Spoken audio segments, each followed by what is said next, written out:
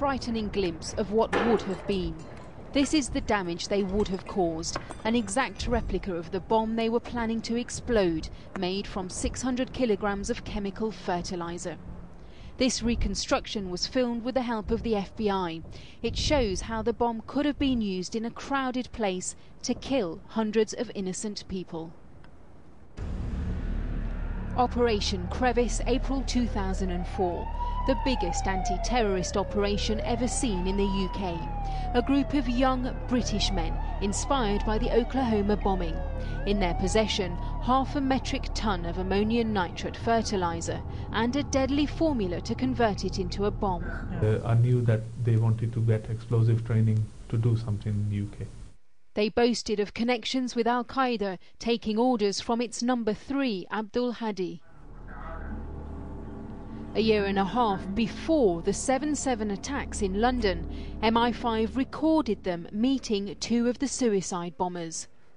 Ordinary men, including a taxi driver and a gas fitter, who plotted mass murder.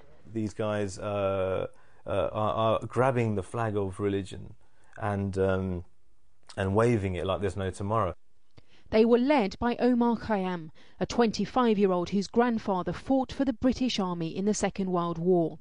He had grown up with Jawad Akbar, a university student who believed every Muslim must train for military combat. They wanted to attack crowded locations, the Blue Water shopping centre in Kent and a London nightclub. This is an MI5 recording of the pair. They said you got a job in the bar, yeah? Yeah. A ministry or something, yeah? What were you planning to do there?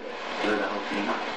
The biggest nightclub in central London. Yeah. Where, now here, yeah? Now no one can even turn around and say, oh, they were innocent. Or those slugs dancing around.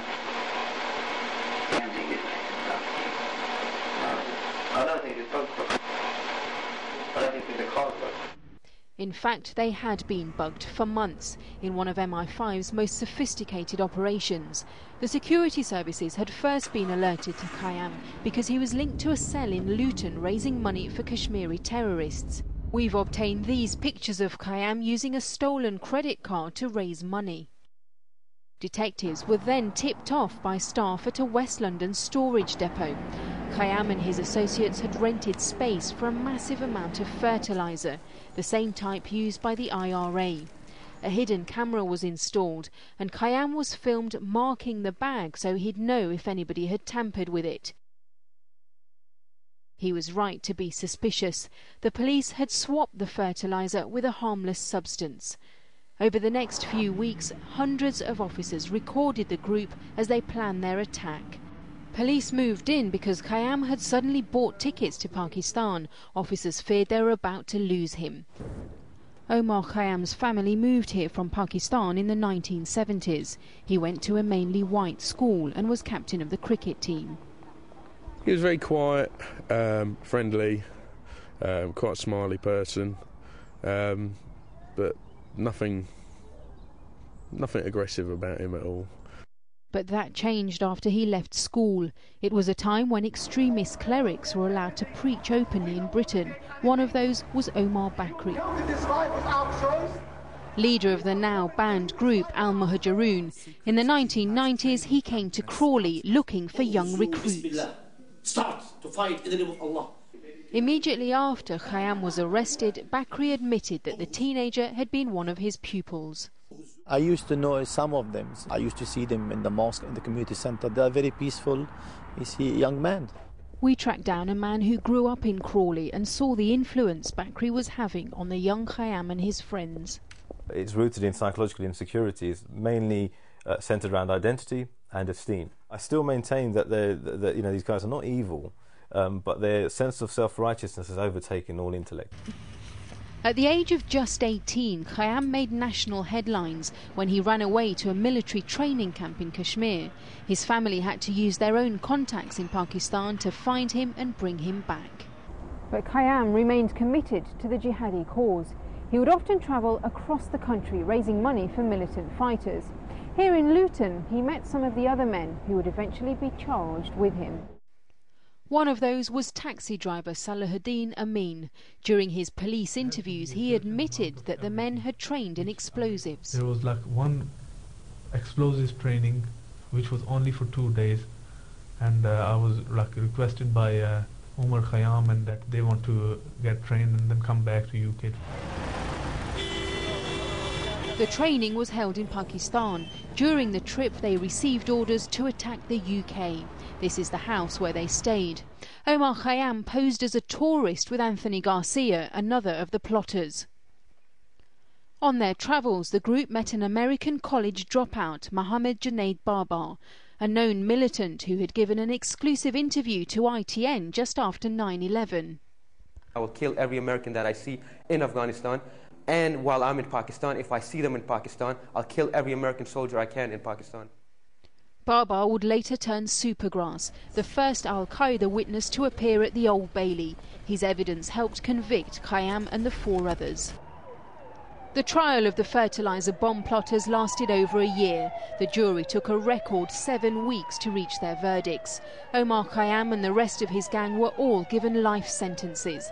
The judge told them, "You have betrayed this country that has given you every opportunity."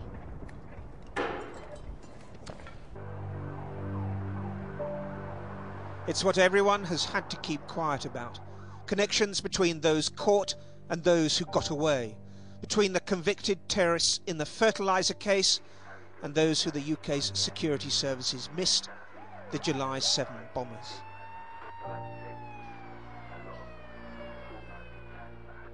This blurred photograph of Shahzad Tanweer and Mohammed Sadiq Khan has never before been seen outside the confines of the security services.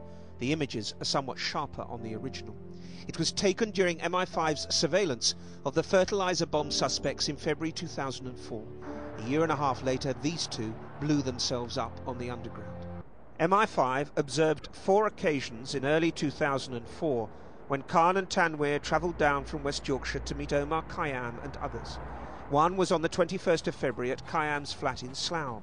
Their conversation centred around going to jihadi training camps in Pakistan. Khayyam told them that going to fight was a one-way ticket. Khan asked for a delay because his wife was due to have a baby. I was looking maybe mid-June, because the child is due on 25th May. We'll be like 2 months after that, so that she's physically okay and the child is alright. No problem. Any extra risk getting into Pakistan?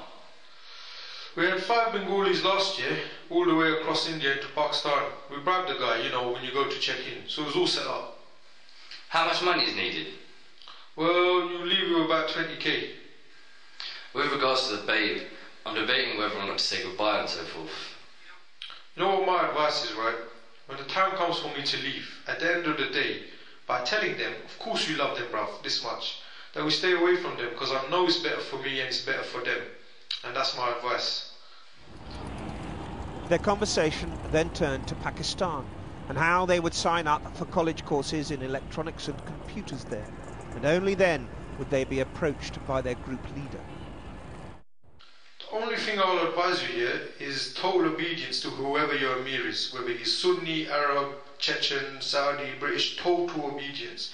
I'll tell you, up there you can get your head cut off. How long to the training camp? You'll be going to the tribal areas, stay with families, you'll be with Arab brothers, Chechen brothers, you'll be told the operation later. MI5 video surveillance picked up Khan a month later, again arriving at Khayyam's flat in Slough, this time in a hired car. The talk centred around how to raise money through borrowing from banks, selling cars and various credit card scams. At one point Khan is asked what he does for a living.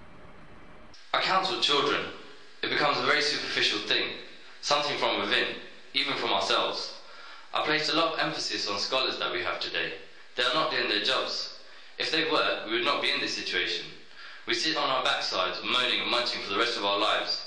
We wouldn't be like this. There would be a real buzz in the air, much more acceptable.